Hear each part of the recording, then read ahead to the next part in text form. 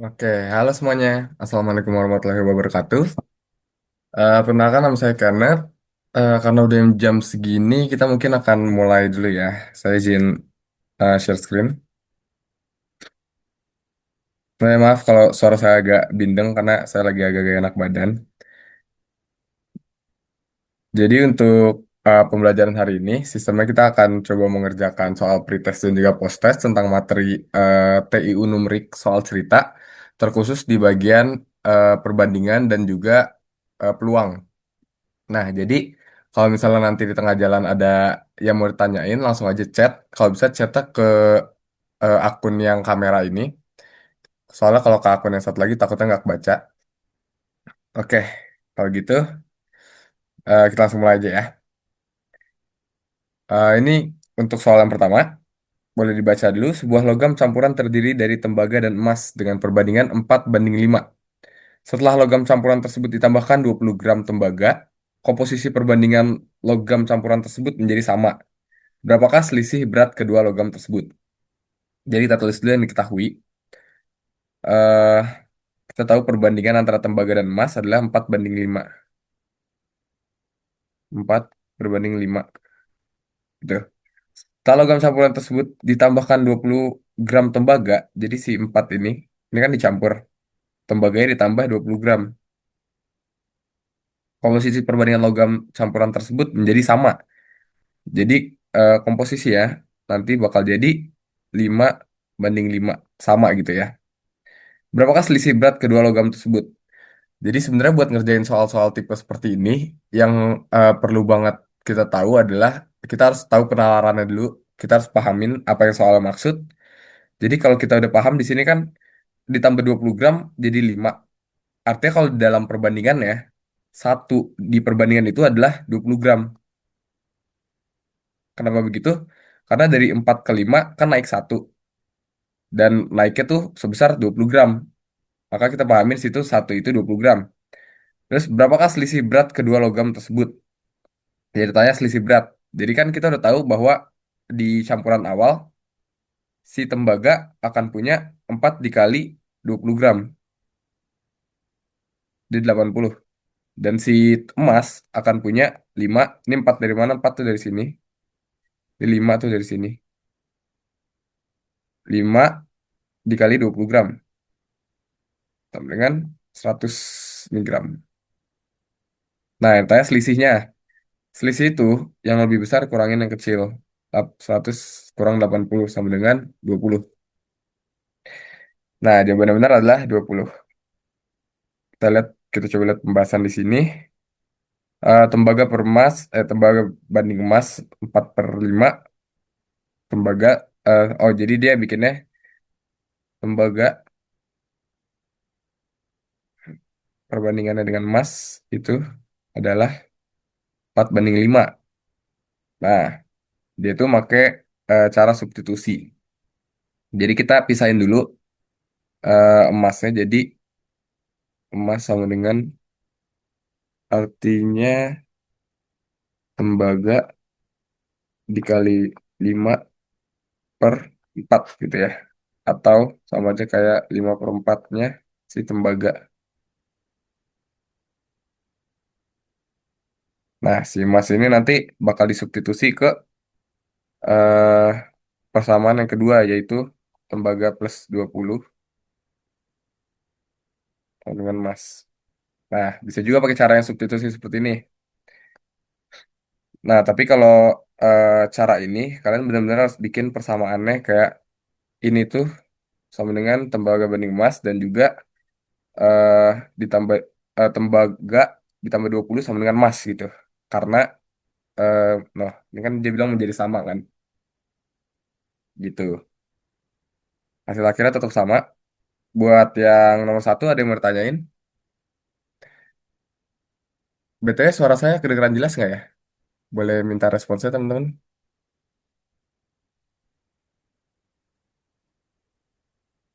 Di chat aja, di chat.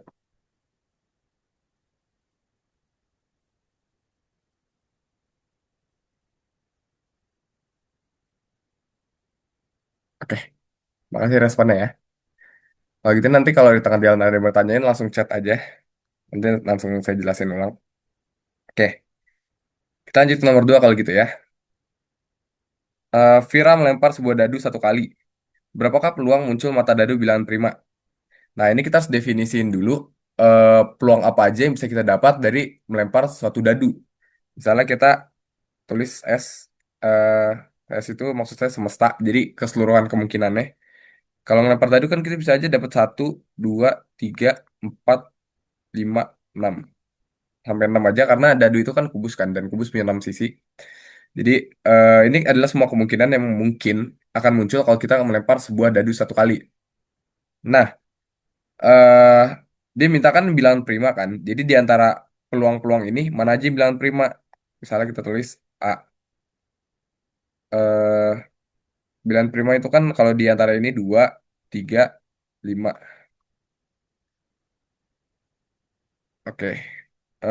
Nah, jadi ditanyain adalah peluang munculnya mata dari bilangan prima. Jadi peluang munculnya ini di saat kita melempar dengan kemungkinan ini. Nah, ini kan totalnya kan 3 kan. Ini totalnya 6. Gampang ya, kita tinggal bikin peluang si A bisa kita dapat sama dengan eh A dibagi S, yaitu semestanya. Sama dengan 3 dibagi 6 atau 1/2 gitu ya. Sekali lagi, saya mau ingetin kalau misalnya kita ngerjain soal kayak gini, yang paling penting kita tahu itu adalah nalar kita dulu. Kita harus nalar kayak, nggak usah pikirin caranya dulu, pikirin pakai otak dulu. Misalnya kita ngelempar sebuah dadu, kita mau bilangannya prima. Kemungkinannya artinya kan kita mau dapat 2, 3, atau 5 kan. Di antara 1, 2, 3, 4, 5, 6. Kemungkinan semua yang muncul kalau kita ngelempar dadu. Artinya dari situ aja udah ketahuan kalau kemungkinannya itu 3 dibanding 6. Jadi sebenarnya nggak harus kalian apalin rumus-rumus rumit. Asal kalian tahu logikanya aja, kalian bahkan bisa ngerjain soal kayak gini. Nah, kita lihat eh, apa solusi yang dikasih di sini. NS sama dengan 6. Nah, ini himpunan semestanya ada 6. PA sama dengan 3 karena 2, 3, sama 5 adalah bilangan prima di antara 1 sampai 6. Gitu. Terus nomor 2, ada yang bertanya,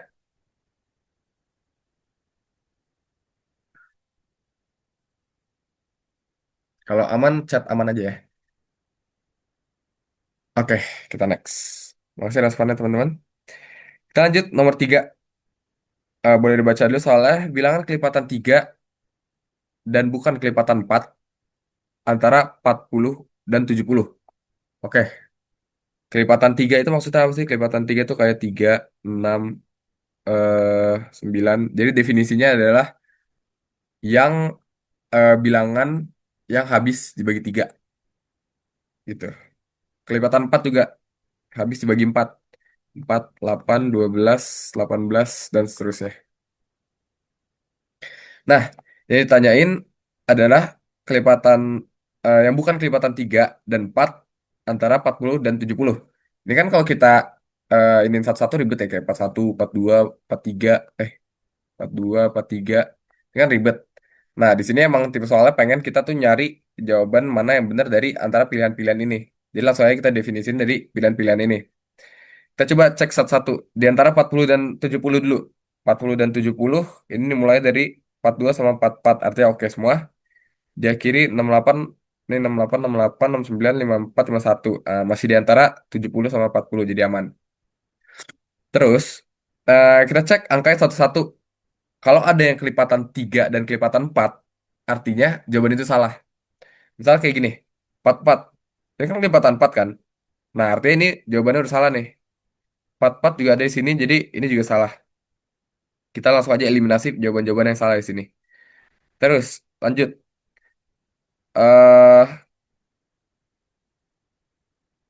eh Bilangan kelipatan 3, iya benar. Lanjut, yang C, ini kelipatan 3 benar. Kelipatan 3 benar. Kelipatan 3 benar. Ini kelipatan... Nah, di sini, eh ini kan benar. 60 ini kan kelipatan 4 kan? Walaupun dia kelipatan 3, tapi dia bilang dan bukan kelipatan 4.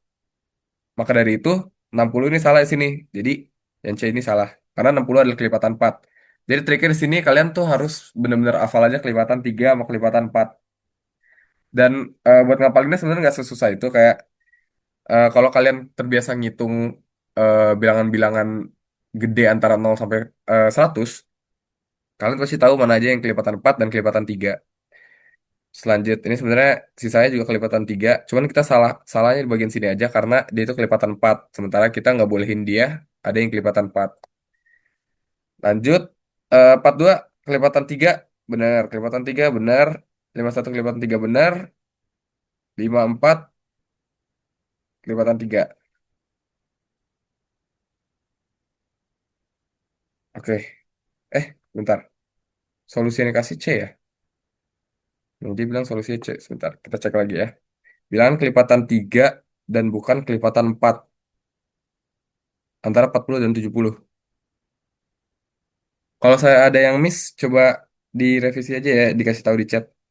Ini sebenarnya saya juga bingung. 42 ini kan, ya kelipatan 3. Ini kelipatan 4, kelipatan 3. Ini juga kelipatan 3. Harusnya jawaban yang benar sih antara si D atau E. Karena dua-duanya adalah kelipatan 3 dan bukan kelipatan 4 di antara 40 sampai 70.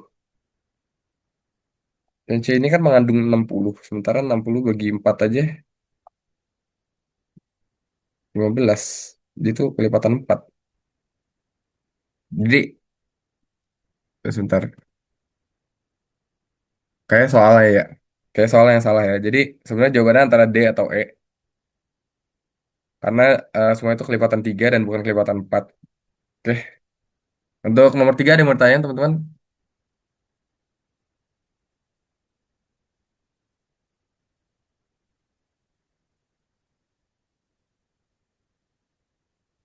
Next.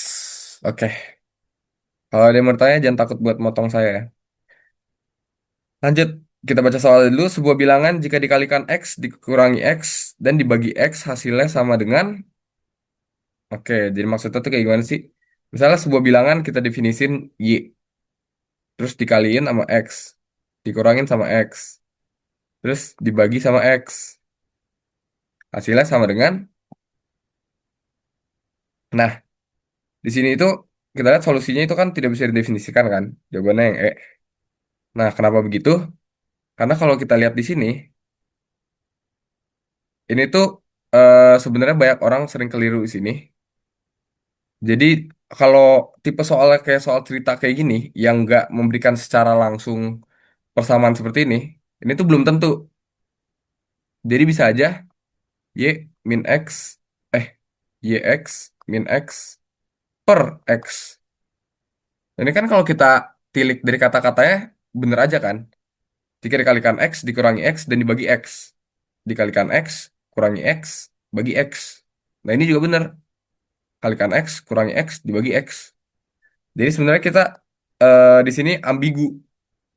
Kalau misalnya dikasih tahu di soalnya, dibagi X aja. Kecuali dia bilang kayak, dan seluruhnya dibagi X. Nah artinya kita pakai yang ini. Kan kalau misalnya kita pakai yang atas, yang ini aja nih, bisa didefinisikan secara benar juga kan. Nah, makanya di sini dibilang dia itu tidak bisa didefinisikan. Kayak gitu. Sebenarnya banyak yang keliru soal tipe-tipe soal kayak gini nih. Soalnya kan kalau yang atas ini kita tuh mesti pakai urutan ya kan. Kita harus iniin dulu, kaliin dulu, terus bagi dulu, baru nanti hasilnya tuh eh ini bagi dulu, terus hasilnya nanti dikurang gitu kan. Karena ada urutannya di mana kita harus kali bagi dulu, terus kita tambah kurang. Ini ada kurung di sini. Itu kan ini kalau kalian tahu urutan dalam eh mengerjakan suatu soal matematika yang berderet gitu. Gitu. Makanya jawabannya tidak bisa didefinisikan. Ada yang bertanyakan soal nomor 4?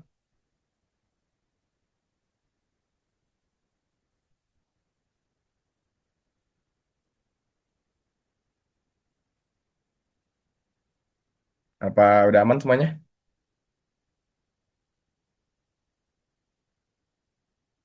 Oke, aman ya.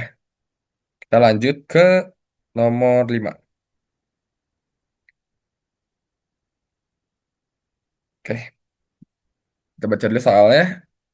Dari kota X ke kota Y dilayani oleh 4 bus dan dari Y ke Z oleh 3 bus. Kita tulis dulu.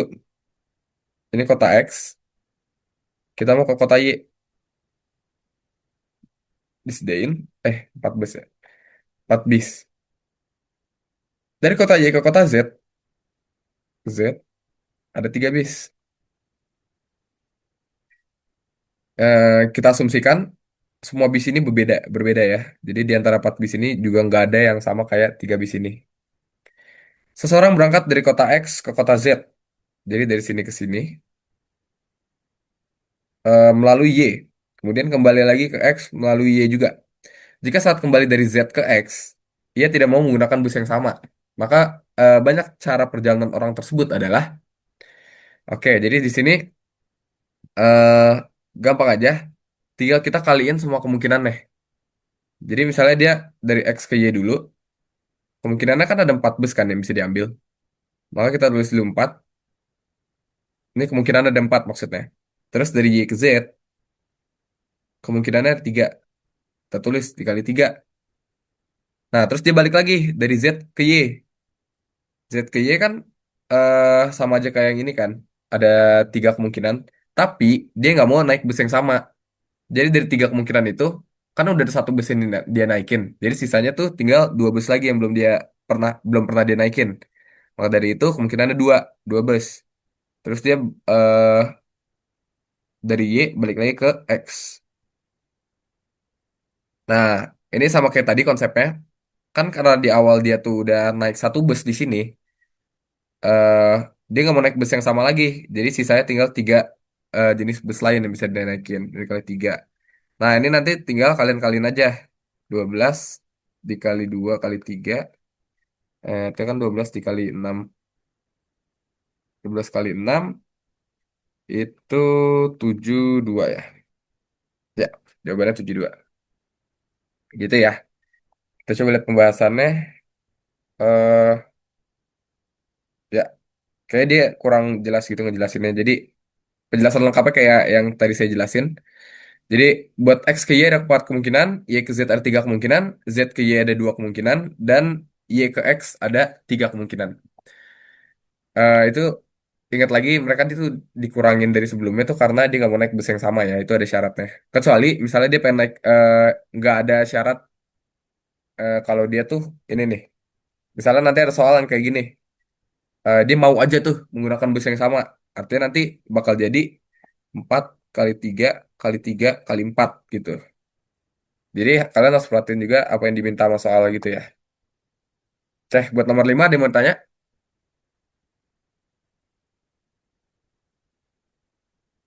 Oke, next. Makasih responnya. Lanjut ke nomor 6.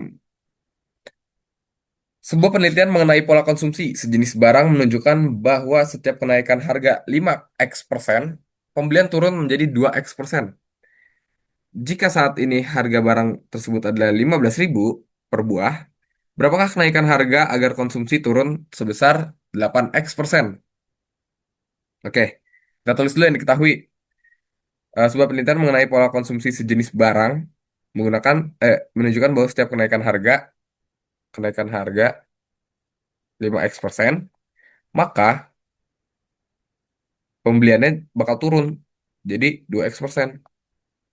Jika saat ini harga barang tersebut ada 15.000 nih harga sekarang, berapakah kenaikan harga yang konsumsi agar konsumsi turun sebesar 8x? Dia pengen ini ya turun sebesar 8x%. Nah, kalau dia pengen ini turun jadi 8x%, secara logika aja kita nalar bahwa kenaikannya tuh haruslah 20x% gitu ya. Nih, ini kan nalar aja, tapi kalau secara umum cara itu gimana? Eh, Kan 5x sama dengan 2x. Ini tuh per ini yang kita cari Y, ini 8x. Kita maunya 8 gitu. Jadi kenaikan 5x itu penurunan 2x dan kita kita mau kalau kenaikannya berapa, penurunannya tuh 8x. Jadi yang kita cari si Y-nya. Caranya tinggal kita otak-atik aja. Ini jadi Y sama dengan 5x kali 8x per 2x. Oke, kayak gini. Ini jadi 4, aduh, 40x kuadrat per 2x. Bagi lagi jadi eh 20x. Nah, ini kan jadi 20x kan. Tapi 20x itu kan dalam persen. 20x persen.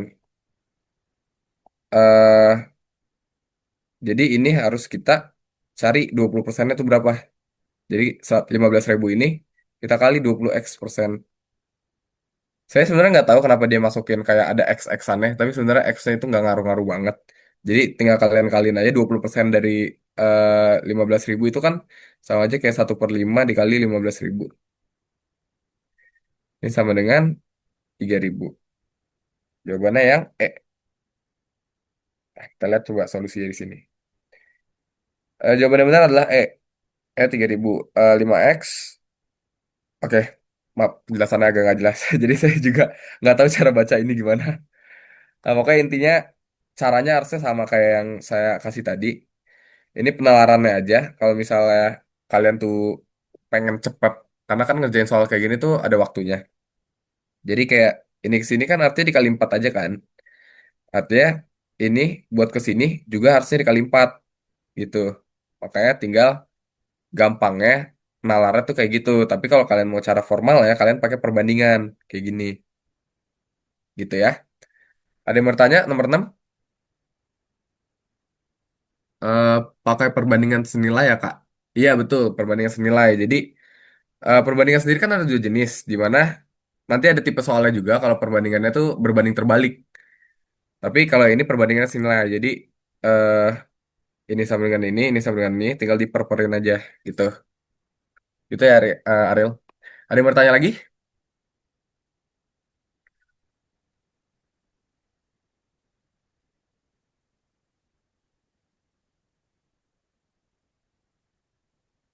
Oke, kita lanjut ya kalau gitu. Sip. Nomor 7, perbandingan dan pengukuran. Wawan membagi penghasilan yang diterimanya per bulan dalam beberapa pos. 50% penghasilan digunakan untuk memenuhi kebutuhan sehari-hari, 1/5 bagian digunakan untuk membayar cicilan rumah, dan 1/6 bagian ditabung. Dari hasil pembagian ke dalam pos-pos tersebut, masih terdapat sisa sebesar 800.000. Dengan demikian, besarnya tabungan Wawan tiap bulan adalah, nah, jadi untuk tipe soal kayak gini, kita tulis dulu diketahuinya. Sebentar. Diketahui 50% digunakan untuk memenuhi kebutuhan sehari-hari. 50%.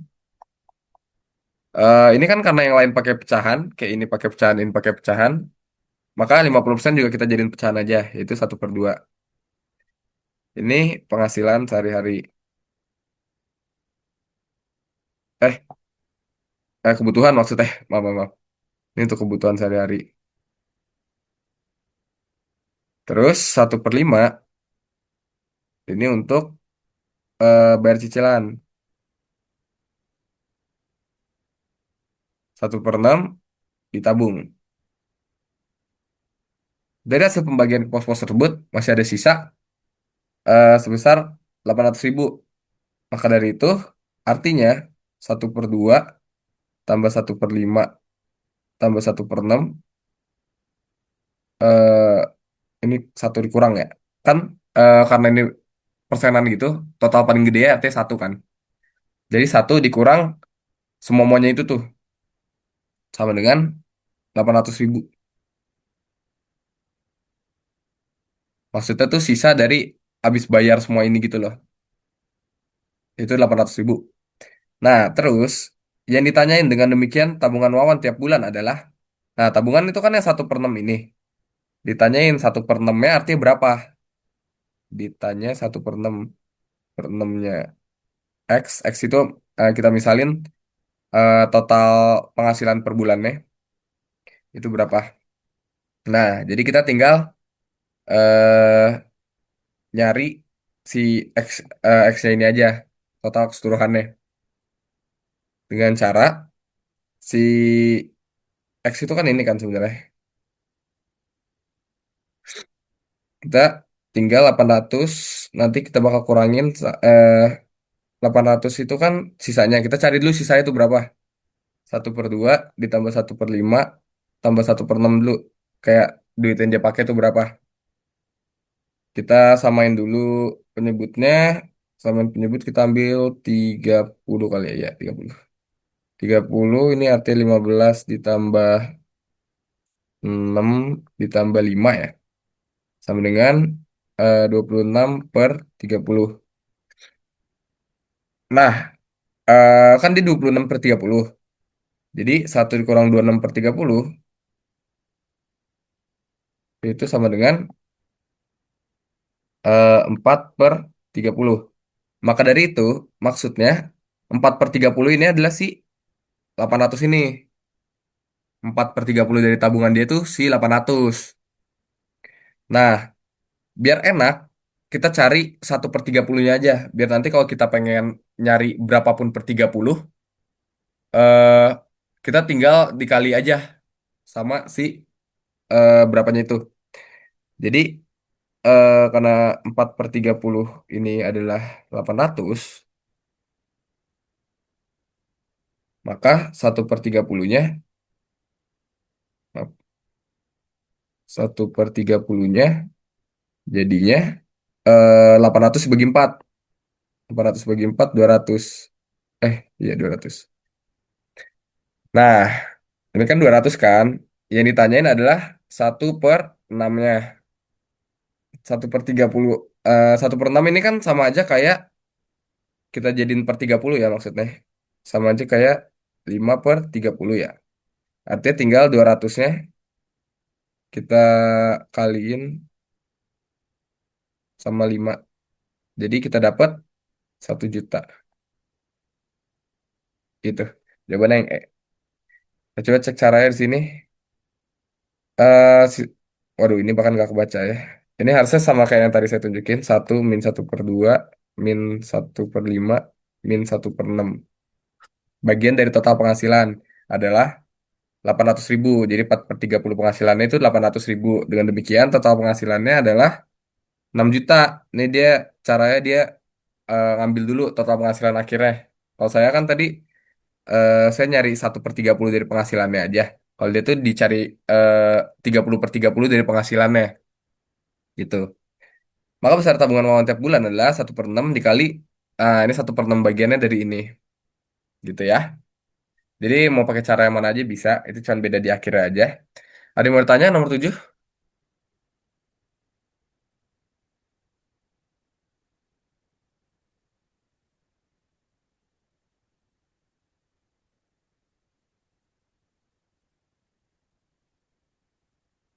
Oke, makasih responsnya. Kita lanjut kalau gitu ke nomor berikutnya ya. Nah, nomor 8. Mesin penggiling padi mampu mengubah 350 kilogram gabah menjadi beras dalam waktu 3 jam. Apabila Pak Hadi memiliki 0,5 ton gabah, maka waktu yang diperlukan untuk mengubah gabah menjadi beras adalah, nah kalau di sini kita make kayak sama kayak tadi perbandingan senilai. Jadi kalau misalnya 350 kita dapat per 3 jam, kita mampu 350 per 3 jam, maka kalau 0,5 ton ini kan sama aja kayak 500 kilogram ya. Kita samain dulu satuannya. Jadi kalau misalnya 500, kita tuh berapa? Berapa banyak waktu yang kita perlukan? Ini tuh waktunya ya. Nah, kita cari X. Kita tinggal tukar-tukar aja. X itu jadiin ke sini ke atas. Jadi eh wait, maaf. 500 dikali 3/350. Ya. Nah, sini kita nggak diminta nentuin X-nya, tapi kita cuman eh mau dikasih tahu caranya tuh gimana. Kalau kalian lihat perhatian pilihannya. Jadi jawabannya tuh yang A, yang sama kayak bentuk ini kita nih. Gitu ya. Jadi sama ini kayak tadi pakai perbandingan senilai. Ada yang bertanya untuk nomor 8? Cukup mudah sih sebenarnya ini. Ini bahkan pembahasannya cuma ya udah gini aja. Aman? Oke, thank you. Kita lanjut kalau gitu ke nomor berikutnya ya. Nomor 9. Putri menabung uang sebesar 2 juta rupiah di sebuah bank. Setelah 7 bulan, jumlah tabungannya menjadi 2,105 juta rupiah. Presentase suku bunga bank tersebut per tahun adalah. Nah, perhatikan di sini kalau misalnya tentang bunga-bunga bank kayak gini, itu tuh ada rumus tetapnya. Nih, kalau kita lihat pembahasannya di sini, kita cari dulu selisihnya berapa, maksudnya tuh bunganya berapa. Jadi B itu melambangkan bunga, S itu saldo, dan juga M itu tabungan awal. Di sini coba kita kerjain, kita cari dulu bunganya tuh berapa jadinya. Bunga tuh sama aja kayak saldo akhir kurang saldo awal, 2,105 juta dikurang 2 juta. Sama dengan kita dapat bunganya 105.000. Nah, terus kita lanjut di sini. Nah, ini rumusnya nih. Perhatikan di sini.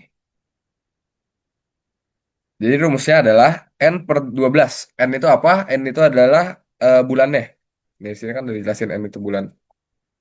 Dikali persentase B, presentasi bunga per 100. Kenapa dia harus dibagi 100? Karena bunga itu kan persenan kan. Persen itu kan artinya per 100. Persen itu kan per 100. Jadi harus kita per 100-in dulu biar kita samain semuanya tuh ke bentuk eh, bentuk awal bukan bentuk persen. Terus dikali sama M. M itu besar tabungannya. Jadi bunga sama dengan 7 7 bulan per 12 bulan karena biasanya dihitungnya setahun. Jadi rumus ini tuh sebenarnya rumus untuk setahun. Makanya biasanya harusnya 12 per 12. Cuma kalau ditanya berapa bulan tertentu, ini harus dibagi sama 12 bulannya. Terus dikali sama bunganya per 100. 105 per 100. Terus dikali sama si 2 juta itu. Ini bukan 105 ya, maaf. Yang kita cari emang presentasi bunganya.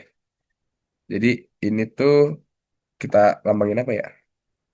Kita tuh lambangin B aja gitu ya. Presentase B. Nah, ini kan B yang di depan ini kita udah tahu 105. Ini karena yang ditanyain soalnya kebalik sih. Biasanya yang ditanyain tuh bunganya jadi berapa. Yang diketahui persenan bunganya. Tapi yang di sini ditanyain tuh persentase bunga, suku bunganya. Bukan hasil bunga akhirnya berapa. Jadi ini tinggal kita kerjain aja. eh Aduh, kerjanya agak ribet. Jadi kita lihat aja di sini. Karena hitungannya lumayan ribet. Jadi nanti hasil akhirnya persentase bunganya sama dengan 105 kali 12 kali 100 dibagi 2 juta kali 7. Dapat bunganya 9%. Itu ya. Jadi kalau kita masukin ke rumus yang ini tuh, kita pisahin persentase bunganya sendiri. Terus, ini kan karena dia hanya ada bagi dan kali, jadi kita bisa aja kayak pakein sifat-sifat kan. Jadi ini langsung sama dengan 105.000. Kita cari yang dibagi apa aja. Yang dibagi itu kan bagi 12 sama dibagi 100. Terus yang tadi ya kali jadi bagi. Kita bagi 7 kali 2 juta. Nah ini kalau kalian hitung pakai kalkulator nanti hasil akhirnya bakal eh, jadi presentasi bunganya. Gitu untuk nomor 9. Sebenarnya ribetnya cuma di ngapalin rumus ini. Ini sebenarnya bukan, kalau kalian nalar juga sebenarnya bisa dapat rumus ini. Tapi better diapalin juga nggak apa-apa sih. Sama perhitungannya yang juga lumayan ribet karena yang namanya ngitung-ngitung duit itu kan biasanya emang ribet. Oke, buat nomor 9 ada yang mau tanya? Saya izin minum sebentar ya.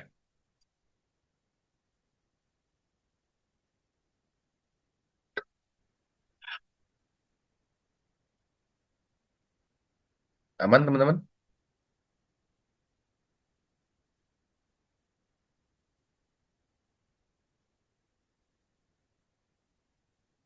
Oke, sip, kita lanjut. 10. Ini soal terakhir buat pretestnya. Kita baca dulu soalnya sebuah perusahaan konveksi memerlukan 130 meter kain untuk membuat 40 potong baju.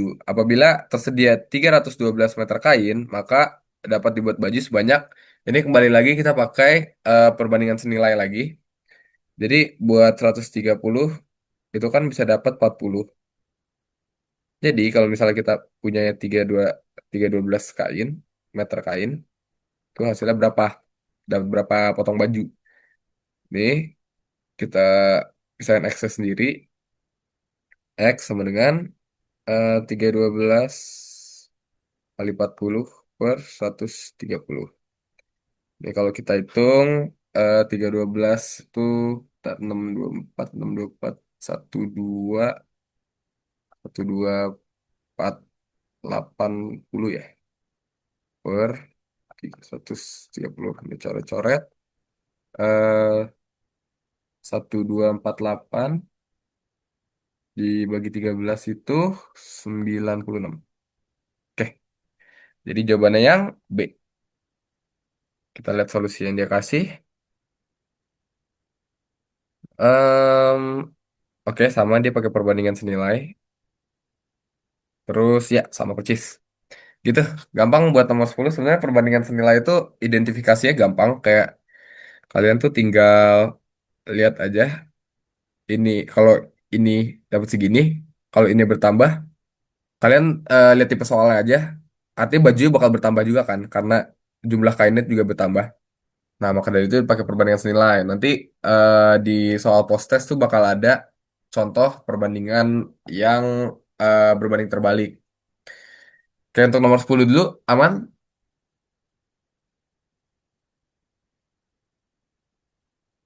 Sip. Kalau begitu, kita lanjut. Untuk keseluruhan pretest, kalau ada yang mau bertanya langsung eh, chat aja. Takutnya ada yang kalian kayak sebenarnya mau nanya nomor sebelumnya, cuma kayak udah terlanjur. Karena kita abis ini mau lanjut ke post testnya. Saya kasih waktu istirahat dulu mungkin sekitar semenit dulu ya.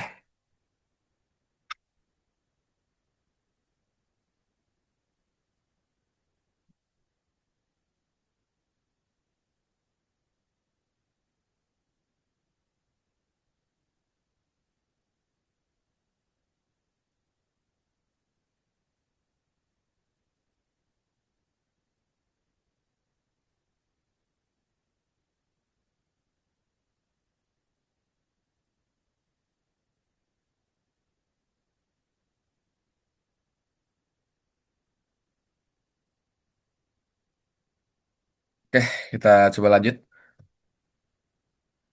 Kita lanjut ke post test masih dengan materi yang sama, numerik soal cerita. Di sini ada himpunan juga, himpunan, peluang, dan juga perbandingan. Oke, kalau gitu kita langsung mulai. Nomor satu, dari 5 pelajar, diketahui ada 3 orang yang menyukai sepak bola dan 3 anak suka bulu tangkis. Jika semua anak minimal menyukai salah satu dari olahraga tersebut, peluang kita untuk bertemu seseorang yang menyukai sepak bola saja atau bulu tangkis saja adalah, nah, ini adalah contoh soal himpunan. Misalnya, ini himpunan anak-anak yang suka sepak bola, sepak bola. eh dan juga ini himpunan anak-anak yang suka bulu tangkis. Ini kan ada 3 orang, ini juga ada 3 orang. Tapi total anaknya kan 5 pelajar kan dibilang di awal. Karena ada 5 pelajar dan ini kan totalnya adalah 6 orang. Artinya ada eh, 1 orang yang suka kedua olahraga tersebut. Maka dari itu Kita bikin himpunannya tuh beririsan. Ini ada tiga, ini juga ada tiga. Ini maksudnya totalnya tiga. Terus di sini ada satu gitu ya, sepak bola. Ini bulu tangkis. Tapi ini kalau di total kan bukan lima kan tujuh. Jadi jangan lihat ini ya. Pokoknya untuk SB ini ada tiga orang, bulu tangkis tiga orang, dan yang suka keduanya satu orang gitu. Nah, ini tanya peluang kita untuk bertemu seseorang yang menyukai sepak bola saja atau bulu tangkis saja. Maka dari itu caranya tinggal eh kita definisikan X itu sebagai orang yang suka salah satu saja. Maka dari itu kita bikin sini 3 dikurang X ditambah 3 kurang X. Ini 3 buat yang sepak bola. Ini 3 buat yang bulu tangkis. Ditambah X yang menyukai kedua-duanya. Dengan total 5 anak. Oh, iya benar. Nah, jadi di sini maksudnya apa? 3 dikurang X itu maksudnya 3 dikurang si ini nih. Yang harusnya kita sebenarnya belum tahu. Jadi kita tuh nggak tahu kan. eh yang sukanya itu bagian dari sini atau bagian dari sini aja gitu. Makanya kita bilangnya X. Terus 3 kurang X tambah X. X ini yang menyukai kedua-duanya. Jadi penalarannya kita misahin orang yang menyukai kedua-duanya dari kedua himpunan tersebut. Jadi yang suka sepak bola aja, yang suka bulu tangkis aja, dan yang suka kedua-duanya gitu. Biar biar apa kita gituin? Biar kita bisa dapat totalnya 5. Kalau misalnya kita hitung ini langsung kan totalnya 7 ya. Jadi kayak nggak bisa gitu. Kita mau totalnya 5, jadi kita definisikan satu-satu dengan X ini yang menyukai kedua-duanya. Jadi ini tuh maksudnya sepak bola saja, ini bulu tangkis saja, ini keduanya dengan 5. Nah, ini artinya tinggal kita operasin aja. Jadi 6 min X sama dengan 5. Min X sama dengan min 1, maka X kita dapat 1. Nah, ini kan artinya ada satu orang yang suka kedua-duanya. Ini dari buktiin kalau misalnya hanya ada satu orang yang menyukai kedua olahraganya. Terus, yang ditanya adalah peluang kita bertemu dengan yang menyukai sepak bola saja atau bulu tangkis saja. Nah, yang sepak bola saja kan 3 min X kan. Artinya 3 min 1. Artinya yang suka tuh cuma 2 orang. Sama halnya dengan si bulu tangkis saja 3 min X juga. Sama dengan 3 min 1, 2 orang juga. Jadi, eh peluang kita menemukan yang suka salah satu saja adalah misalnya yang suka sepak bola aja ditambah yang suka bulu tangkis saja per total anaknya ada 5. Semestanya 5 kalau di kita implementasi ke cara yang kita pakai di pretest tadi. Ini tuh semestanya 2 ini adalah peluang A, peluang B, dan C itu adalah kedua-duanya gitu ada satu yang C. Nah yang tanya adalah yang A atau yang B. Jadi tambahin. Jadi 4/5 sama dengan 0,8. Jawaban yang E. Ada yang mau tanya untuk nomor satu? Pembahasannya juga sama.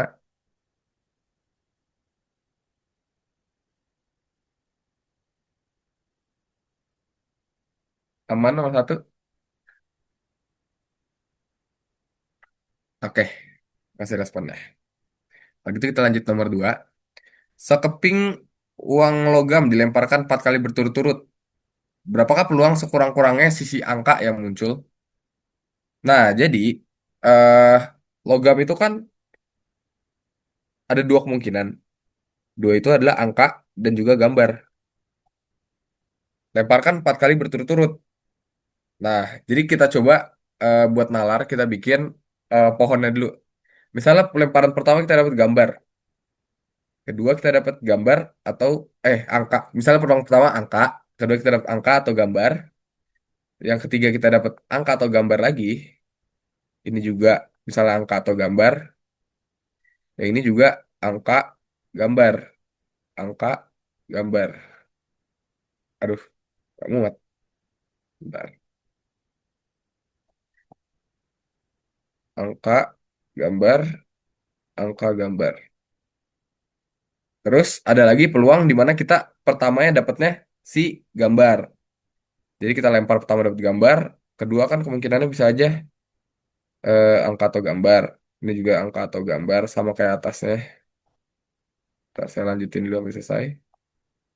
Gambar, angka, gambar, angka, gambar, ini angka sama gambar.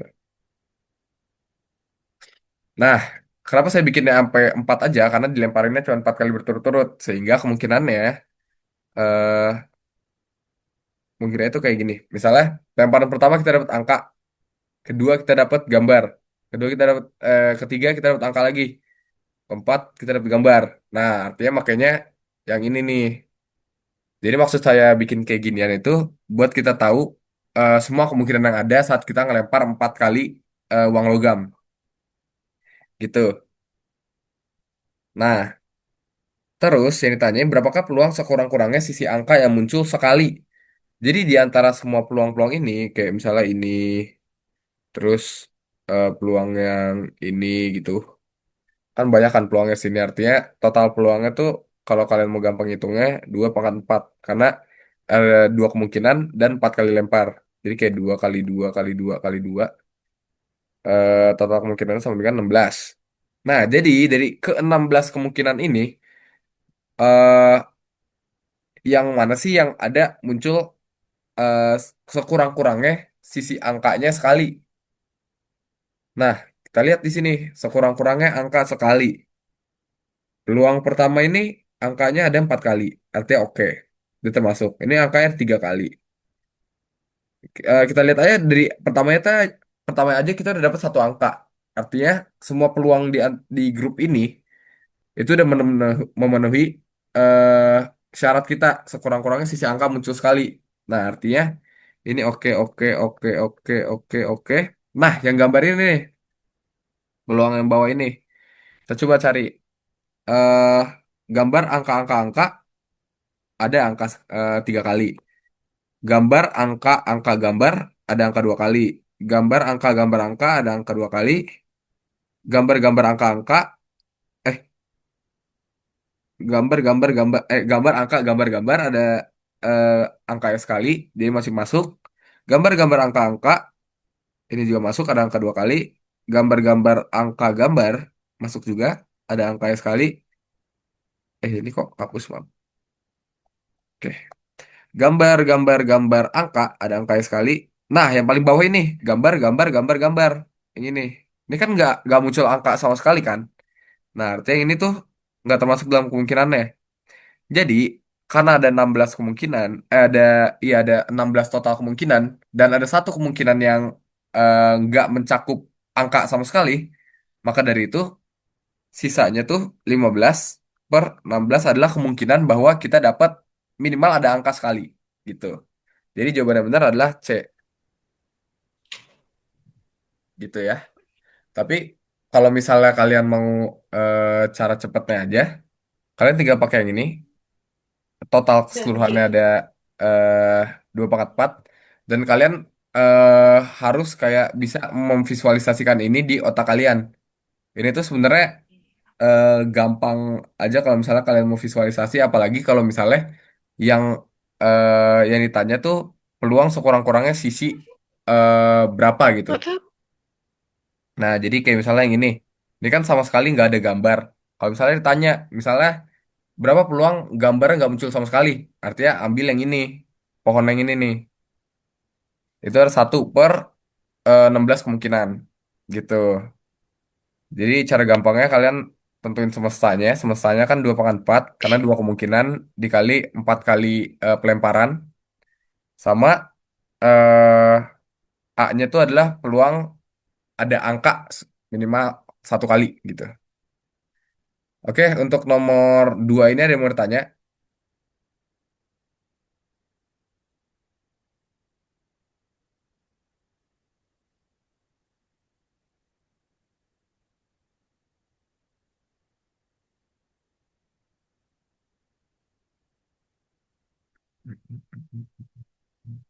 Oke, oke, udah aman semua. Tapi kita coba cek solusi yang dikasih di soalnya. Em, 24 sama dengan 16 AC. Saya kurang ngerti sih jujur.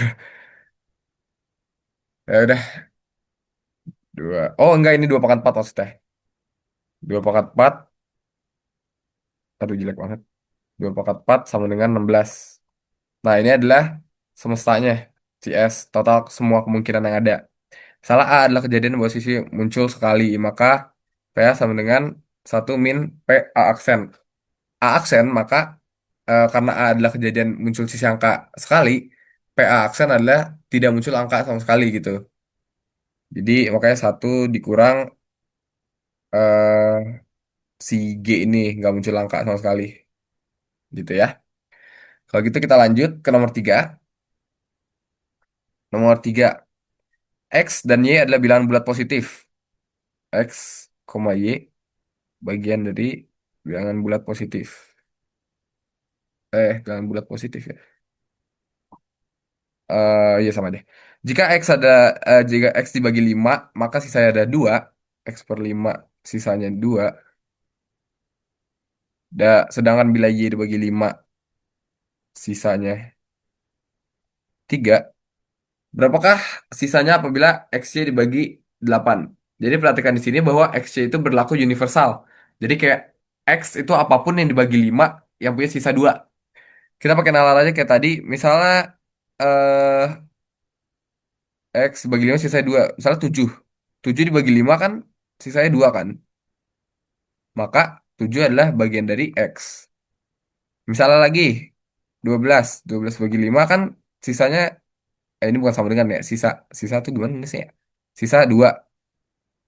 Jadi 12 juga bagian dari X. Gitu. Nalar aja kayak gitu.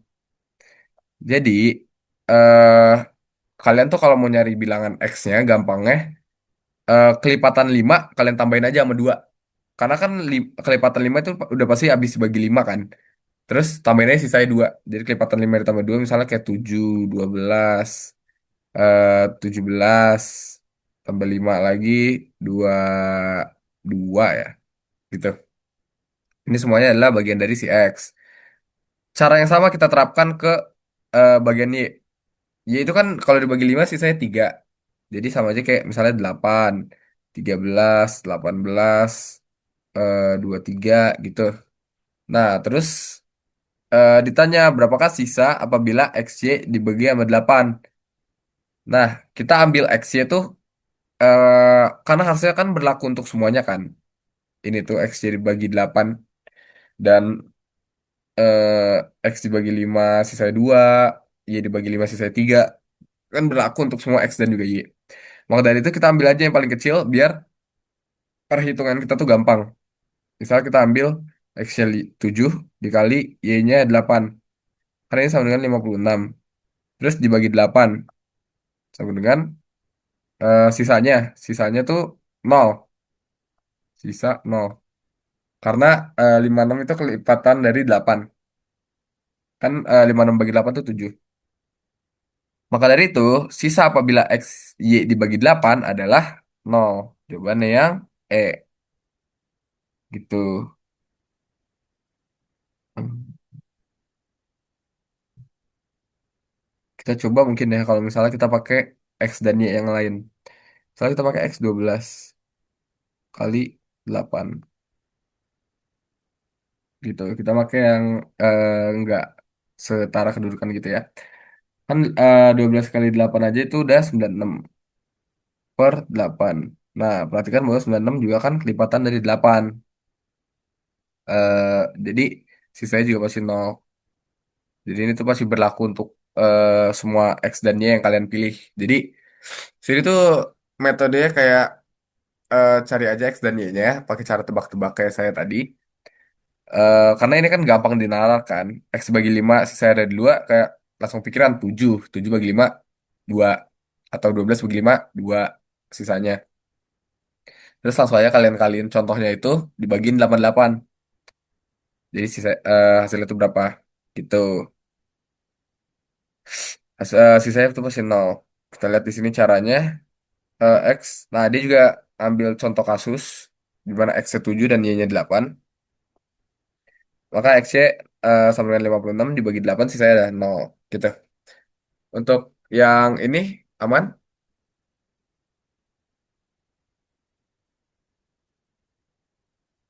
Oh, sebentar. Share screen saya ada error. Oke, ada pertanyaan situ ya sebentar. Saya mulai share screen lagi.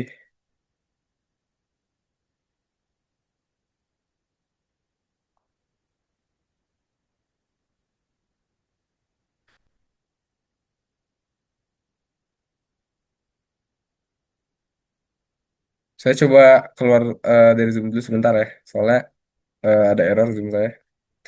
Buat yang ininya soalnya.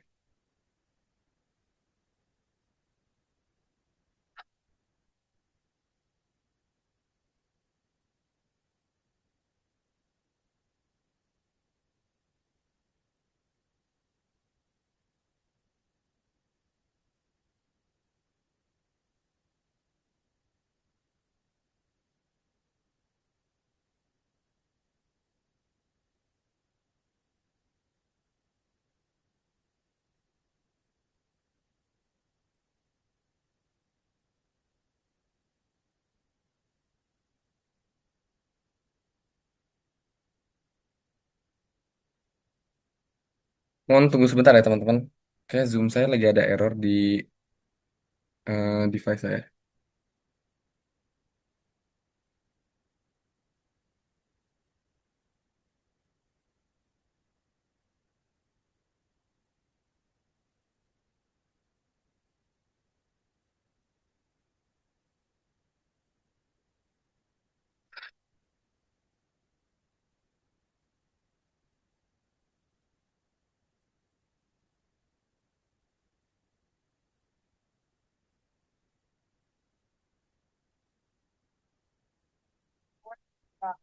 Oke, saya coba share screen lagi.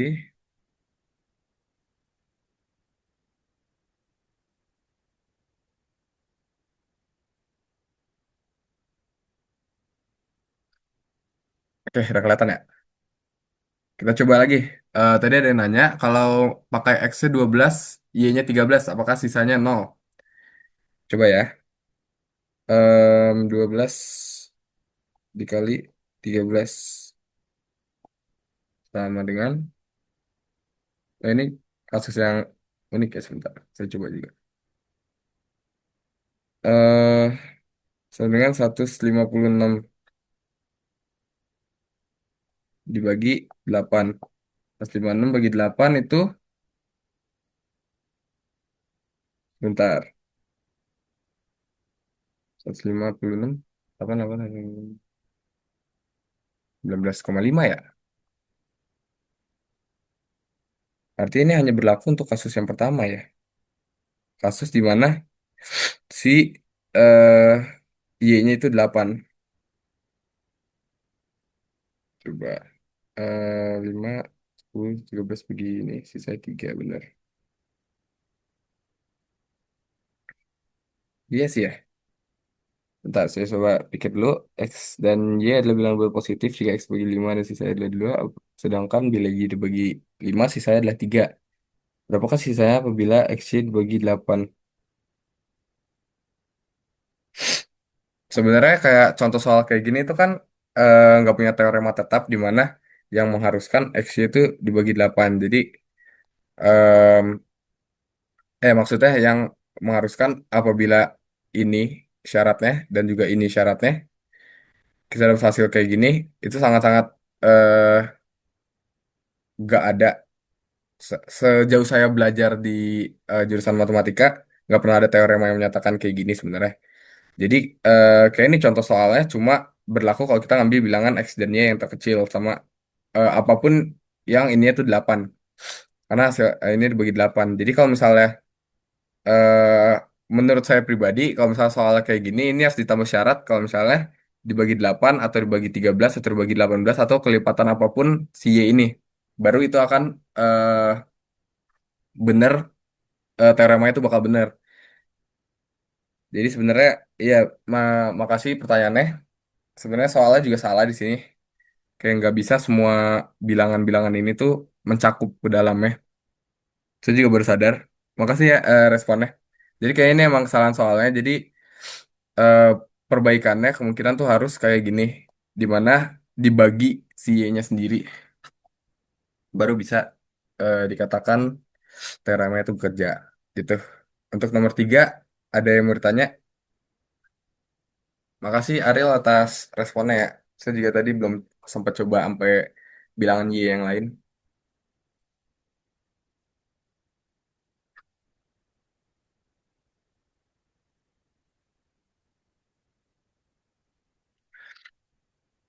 Oke, kita coba lanjut dulu aja. Dalam sebuah ruangan terdapat 7 orang untuk mengikuti rapat. Berapa banyak cara untuk mengatur posisi duduk mereka? Nah, jadi ini tuh masuknya ke peluang. Ini kalau kalian pernah belajar cara untuk eh, gimana orang tuh bisa duduk kayak gini. Misalnya duduknya berderet gitu ya. Ini kan pakai faktorial. Buat teman-teman yang belum tahu faktorial itu adalah misalnya n faktorial itu sama dengan n dikali n-1 dikali n-2 pokoknya sampai nol. Tapi nggak sampai dikali nol, pokoknya sampai satu dikali satu. Jadi, misalnya 7 faktorial. 7 faktorial itu sama dengan 7 dikali 6 kali 5 kali 4 kali 3 kali 2 kali satu. Itu adalah definisi faktorial. Nah, eh buat kalau ditanyain kayak gini, berapa banyak cara untuk mengatur posisi duduk mereka? Ini tuh soal-soal yang menurut saya sering banget keluar karena caranya tuh agak beda sendiri. eh Buat ngitungnya itu caranya gimana? eh kan samping-sampingan ya. Mereka tuh duduk bakal ada samping-sampingannya, samping-sampingannya, samping-sampingan. Kita kita di sini mikir kalau semua orang tuh bakal duduk punya samping-sampingannya. Jadi kalau ini kan ini kosong ya. Nah, kita jadi mikir di sini bahwa mereka tuh bakal duduk samping-sampingan kayak gini. Jadi bulat ada 7 orang duduk kayak gini. Satu, dua, tiga, empat, lima, enam, tujuh. Nah, karena di dalam soalnya tuh nggak didefinisiin cara duduk mereka tuh kayak gimana. Nah, kalau misalnya definisiin, kalian bisa pakai cara gini. Dan itu caranya tinggal kalian faktorialin aja. Tapi kalau yang duduknya kayak gini, caranya itu kalian harus faktorial n-1 gitu. Dalam kasus ini, karena n r 7, jadi 7 min 1 faktorial sama dengan 6 faktorial sama dengan 6 kali 5 kali 4 kali 3 kali 2 kali satu. Ini sama aja kayak 30 dikali 12 dikali 2. Terus sama aja kayak 36, 7, 20. Jawaban yang gitu ya. Jadi beda cara kalau misalnya tergantung posisi duduk mereka bakal kayak gimana. Karena kalau yang kayak gini kan khususnya mereka tuh mereka bakal selalu punya samping-sampingan. Jadi eh, bakal dipotong satu kayak gini nih rumusnya. Sementara kalau yang ini ada kemungkinan kayak kita cuma ngatur ada berapa kemungkinan dia duduk di sini. Misalnya ada 4 kemungkinan di sini, ini 4 kemungkinan di sini, gitu kan. Tapi kalau misalnya yang ini tuh kemungkinannya harus dihitung secara khusus pakai faktorial. Jadi kalau di nalar juga sebenarnya susah. Jadi kalian harus hafal aja kalau misalnya ditanya posisi duduk dan nggak didefinisiin. eh Kalau didefinisi melingkar, pakai n-1 faktorial. Kalau definisinya kayak duduk biasa aja di meja, dan ada syarat-syarat tertentu tuh beda lagi nanti. Gitu ya. Jadi untuk nomor 4 ada yang mau tanya?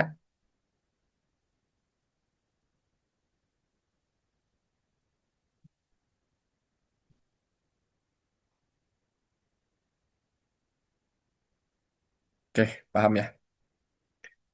Kalau gitu kita lanjut. Banyaknya bilangan antara 2000 dan 6000 yang dapat disusun dari angka 0, 1, 2, 3, 4, 5, 6, 7 dan tidak ada angka yang sama. Oke, di sini ada syarat tidak ada angka yang sama ya. Maka dari itu, eh kita bikin kemungkinan kemungkinan angka apa aja yang ada di antara ini semua. Kenapa saya bikin ada empat strip kayak gini? Jadi itu karena ini kan ribuan kan dari 2000 sampai 6000, artinya angka-angka di antara ini 2000 sampai 6000 itu bakal di angka ribuan juga.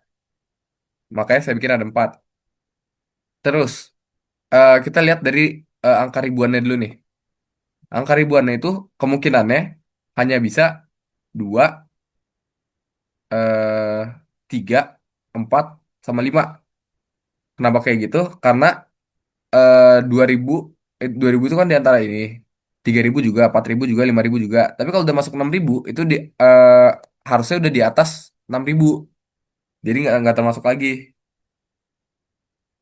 Tapi kalau 2000 ini sama juga, kita nggak ngambil 0 sama 1 di kemungkinan ribuannya, karena 0, 0 sama 1000 itu kan di bawah 2000. Maka dari itu kemungkinannya hanya ada 4 buat ribuannya. Ini nanti dikali semua ya. Semua kemungkinan kan dikalikan. Terus yang kedua, angka ratusannya. Di sini kita punya kemungkinan angka 0 sampai 7. Maka dari itu kita tulis semua kemungkinannya: 0, 1, 2, 3, 4, 5, 6, 7. Ini adalah semua kemungkinan yang ada. Ini tuh ada 8 kemungkinan. Nah, tapi eh, kan dia bilang angkanya tuh tidak boleh sama. Jadi eh, kita harus dikurangin satu. 8 dikurang satu. Karena kemungkinan angkanya bakal udah dipakai di sini gitu loh. Maka dari itu jadi ini tuh 7 doang. Terus angka puluhannya. Puluhannya kemungkinan juga satu 2 3, 0, 1, 2, 3, 4, 5, 6, sama 7. Nah, sama dengan syarat kayak yang tadi, karena udah ada dua bilangan dipakai sebelumnya, kan nggak boleh ada angka yang sama kan. Maka dari itu, ini tuh 8 dikurang 2 jadi 6. Nah, buat yang satuannya juga sama aja. Satu kemungkinannya bisa satu 2 3 4 5 6 7. Tapi dikurangnya 3 karena udah ada 3 angka di depannya yang nggak boleh sama gitu. Jadi buat memperjelas kenapa dia harus dikurang satu, kurang 2, kurang 3. Misalnya kita ambil angka random. 2, 1, 1, 1 gitu. Ini kan nggak boleh kan karena ada angka yang sama. Maka dari itu kita hilangin kemungkinan di sini ada satu, di sini ada satu. Sehingga ini tuh bisa angka yang lain gitu loh. Itu adalah nalar kenapa kita harus ngurangin dia. Kecuali nanti kalau misalnya ditanya baik bilangan antara 2000 sampai 6000 dapat disusun dari 0 sampai 7, dan boleh ada angka yang sama. Kalau gitu kita tinggal kayak 4 kali 8 kali 8 kali 8 gitu. Karena angkanya boleh sama. Tapi ini karena angkanya nggak boleh sama, maka dari itu kita jadi 4 kali 7 kali 6 kali 5. Terus kita hitung, ini artinya 28 dikali 30. 28 dikali 3 itu 84, 80 ya. Ya. Jadi 840 jawabannya. Yang Untuk nomor 5 ada yang mau ditanya?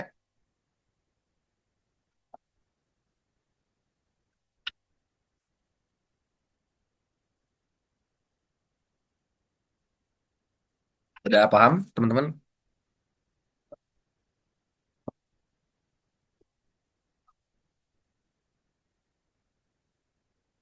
Kalau ada yang masih bingung, ditanyain aja. Di sini nggak dikasih solusi juga ya, jadi literally jawabannya tinggal ini aja. Kayaknya bikin solusinya juga susah karena penjelasannya harus kayak gini. Oke, kalau gitu kita next dulu aja ke nomor 6. Suatu kebun berbentuk persegi panjang dengan perbandingan panjang dan lebar 3:2.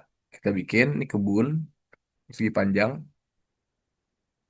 eh Lebarnya 3, panjangnya 3, benar, panjangnya 3, lebarnya 2.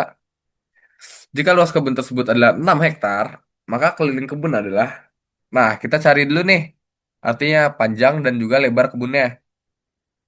Luas itu kan panjang kali lebar kan, panjang kali lebar sama dengan 6. Panjangnya 3 dikali suatu rasio. Karena ini kan 3 ini bukan 3 hektar, 2 hektar gitu kan. 3 ini adalah bisa aja kayak 6 meter dikali 4 meter gitu kan. Ini perbandingan, jadi bukan angka asli. Maka dari itu kita harus tambahin dia dengan suatu rasio. Rasionya kita misalkan dengan X. Sini 2 X sama dengan 6. Ini jadi berapa? 6 X kuadrat sama dengan 6. X kuadrat sama dengan 1. Jadi X sama dengan plus minus 1.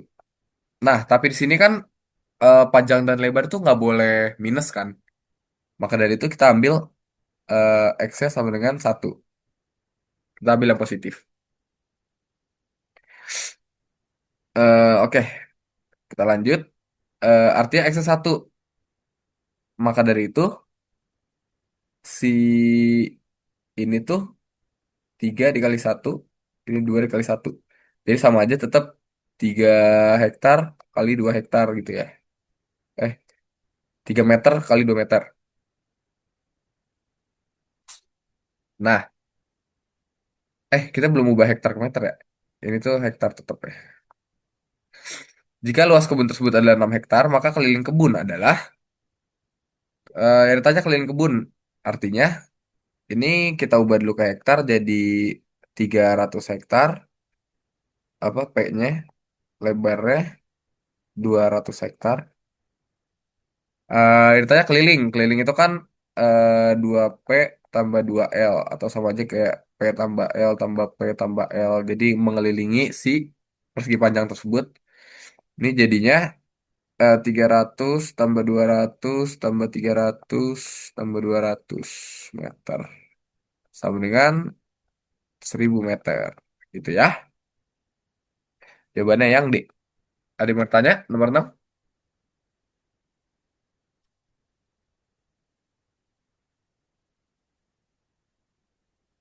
Hitungannya masih masuk yang gampang sih ini tentang rasio. Begitu kita lanjut dulu aja. Kalau dari mau tanya, langsung chat aja. Sip. Oke, makasih responnya. Nomor 7. Sebuah taman berbentuk persegi panjang berukuran panjang 32 meter, lebar 24 meter. Di sekeliling taman akan dipasang lampu dengan jarak antar lampu 4 meter. Jumlah lampu yang diperlukan adalah sebanyak. Oke, ini kita visualisasiin dulu juga. Panjangnya 32. Ini 24. Setiap 4 meter ada lampu. Jadi tiap di beberapa titik kayak ini ada lampu, bedanya 4 meter, 4 meter, 4 meter gitu ya. Nah, ini ilustrasinya aja. eh Artinya di sini kan di sekeliling taman akan dipasang lampu dengan jarak antar lampu 4 meter. Artinya kita tinggal hitung keliling dari si taman berbentuk persegi panjang ini. Kelilingnya adalah 32 tambah 24 tambah 32 tambah 24 sama dengan itu 56 112 ya. 112. Nah, kan jarak antar lampu itu 4 meter. Maka kita bagi aja sama 4. 112 bagi 4 itu 25 28 ya. 28. Nah, jadi jumlah lampu yang diperlukan adalah 28. 28 M kan 28 buah lampu. Jadi maksudnya apa? Ini tuh titik-titik merah di sini tuh bakal ada 28 gitu dengan jarak antar lampunya 4 meter gitu ya. Ada yang mau tanya nomor 7?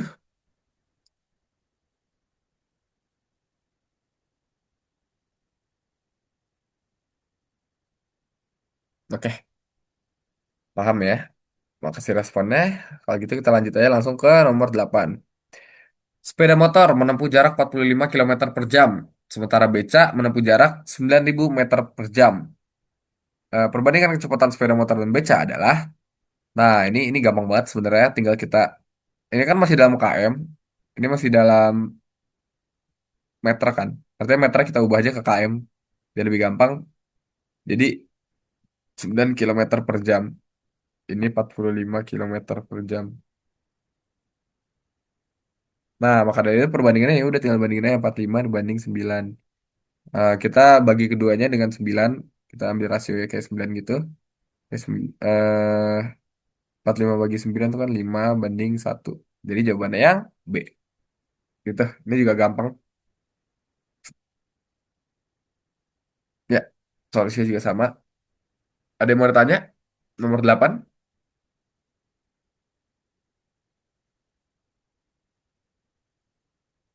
Apakah aman? Oke, next. Oh, ini pembahasannya agak nggak kebaca ya. Pembahasannya kayak panjang banget, ya, padahal gampang banget tinggal dibandingin aja sebenarnya. Oh, dia tuh ngubah dia jadi M per detik. Jadi eh, ribet sih sebenarnya. Jadi yang penting dalam perbandingan itu kan kedua-duanya tuh udah punya eh, satuan yang sama. Jadi sebenarnya nggak perlu kita jadiin meter per detik, tinggal meternya kita jadiin kilometer aja juga bisa kan. Gitu. Oke, lanjut nomor 9. Upah rata-rata 7 orang pekerja ada 25.000 per hari. Jika tambahan satu orang pekerja, rata-rata upahnya menjadi 23.750 rupiah per hari. Maka upah pekerja baru tersebut ialah, nah ini adalah contoh yang tadi saya bilang tentang perbandingan terbalik. Perbandingan eh, yang berbanding terbalik. Maka dari itu, sebenarnya ini kita bisa aja pakai perbandingan. Enggak. Yang perbandingan tuh yang soal lulus kuliah. Ini tuh kita nggak pakai perbandingan, kita lebih gampangnya kita pakai si rata-rata ini. Jadi gimana caranya? Caranya tinggal buat tentuin upah akhirnya. Misalnya upah sama dengan, itu kan artinya ditambah satu orang sama dengan si 23.750 ini. Maka dari itu kalau misalnya 8 orang, rata-ratanya jadi 23.750. Nah, penalarannya adalah kenapa 8 dikali 23.750 itu. Jadi total upah itu kan artinya upah semuanya. 2350 rata-rata per orang. Jadi kita tinggal satu orang kita tambahin terus sampai ada 8 orang. Terus dikurang yang awalnya 7 orang dikali 25.000. Ini buat tahu sebenarnya berapa sih perbedaan upahnya itu. Jadi ini tinggal kita kaliin. Wah, saya jujur agak malas kali ini. Kita lihat di bawahnya aja. Ini artinya 190.000. Ini dikurang 175.000. Maka dari itu, upah satu orang terakhir itu adalah 15.000. Gitu. Jadi jawabannya yang C. Ini buat nentuin upahnya aja. Ada yang mau bertanya untuk nomor 9?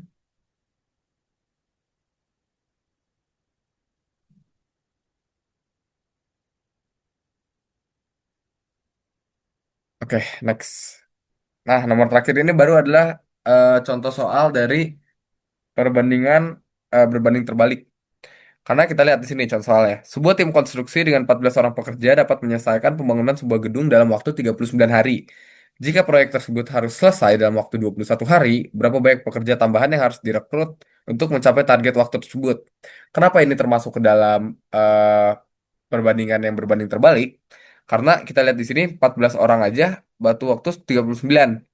Dia mau eh, waktunya tuh jadi lebih kecil, sementara targetnya pekerjaannya pasti nambah dong karena waktunya bakal jadi lebih kecil. Jadi buat nentuin dia itu pakai perbandingan biasa atau perbandingan berbanding terbalik itu, kalian harus ngeliat tipe soalnya. Apakah yang diminta tuh hasil akhirnya bakal turun atau bakal naik? Kalian prediksi aja dari situ. Maka dari itu, di sini jadi caranya adalah eh 14 sama dengan 39. Maka dari itu eh 21 ini per X ya. Nah, saya takut ada yang kebalik, coba kita hitung dulu ya. Ini jadi X sama dengan 39 kali 21 per 14 ya.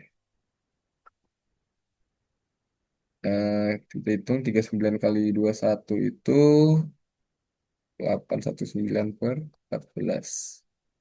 Bagi 14. Oh, bentar. Perbandingannya yang salah ya. Oh iya benar-benar. Perbandingan salah. Jadi ini tuh harusnya kebalikin mana ya di sini ya. Ini harusnya X, ini harusnya 21. Jadi nanti eh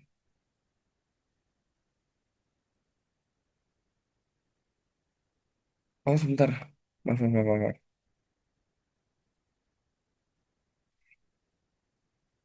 sebentar, saya lupa. Jadi harusnya 14/21 sama dengan X per 39. Oke, jadi perhatian di sini kalau 14 orang kan artinya ada 21 hari. Nah, kita mau X di mana? Dia jadi 39 hari. Jadi X itu sama dengan 14 kali 39 per 21. Jadi saya salah perbandingannya. Jadi emang perbandingan sini agak agak tricky, takut kebalik-balik sama perbandingan yang biasa. Jadi 46 per 21, jadi dibagi 21 jadi 26 ya. Eh, jawabannya bener. Ah. Oh, karena yang dia minta itu pekerjaan tambahannya berapa. Jadi 26-nya nanti kita kurangin sama 14. Karena 14 orang kan awalnya. Jadi pekerja tambahan yang kita butuhkan adalah 12 pekerja. Jawabannya yang A. Gitu. Dan seri ini emang bedanya di sini tuh ini tuh harus agak-agak kebalik perbandingannya. Jadi emang agak-agak bingungin. Aduh maaf mati. Ini kan 14 orang sama 21 hari kan. Jadi kayak eh agak janggal perbandingannya kebalik-balik pokoknya. Jadi kalian kalau biar gampangnya kalian bikin perbandingan biasa kayak perbandingan yang straightforward di awal tadi. Terus kalau misalnya tipe soal perbandingan kebalik, salah satu ruas kalian balik aja perbandingannya gitu. Ada yang mau tanya nomor 10 untuk soal terakhir kita. Dan untuk keseluruhan pretest sama post-test kalau ada yang mau tanyain boleh sebelum kita tutup.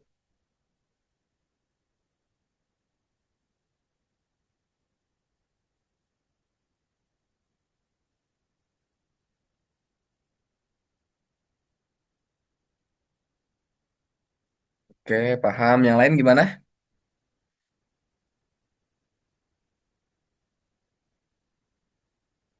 Coba sebentar saya cek chat ini. Ada yang PC? Enggak, kanan. Oke, kalau gitu pembelajaran kali ini kita cukupkan sampai sini. Terima kasih kepada teman-teman semua atas perhatian dan juga waktunya. Semoga pembelajaran ini dapat menjadi manfaat bagi kalian dan saya minta maaf kalau ada kesalahan dalam perkataan, perbuatan ataupun hal-hal yang kurang berkenan. eh saya izin dokumentasi dulu. Saya akan stop share dulu. Oke, sebentar.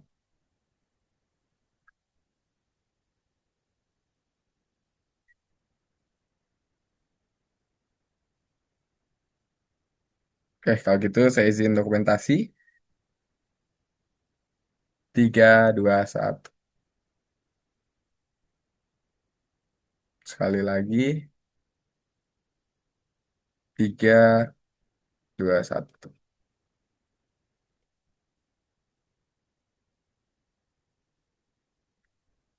Oke. Sekali lagi saya ucapkan terima kasih kepada teman-teman semua yang sudah berpartisipasi secara aktif dalam kelas ini. Jika mau ada yang mau ditanyain, silakan tanya aja. Kalau mau PC juga nggak apa-apa. Sampai jumpa di pertemuan kita berikutnya. Semangat teman-teman semua. Terima kasih. Assalamualaikum warahmatullahi wabarakatuh.